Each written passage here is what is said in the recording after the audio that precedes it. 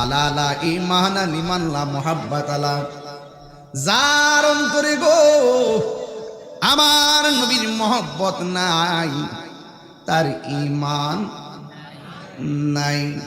এই জন্য যুগে যুগে যারা আল্লাহর ওলি হয়েছেন ওরা আমার নবীকে জানের চাইতে বেশি ভালোবেসেছেন। কথা বলেন ঠিক কিনা?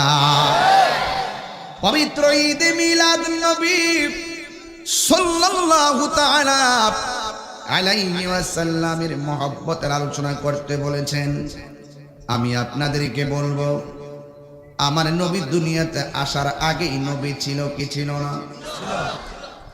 আমার নবী 40 বছরে নবুয়তি পাওয়ার আগেও নবী ছিল কিনা? 63 বছরে নবী শরীয়তের পর্দার আড়াল হওয়ার পর নবী আসে না নাই? কিয়ামত পর্যন্ত আমার নবীর পরে কি আর কোন নবী আসবে?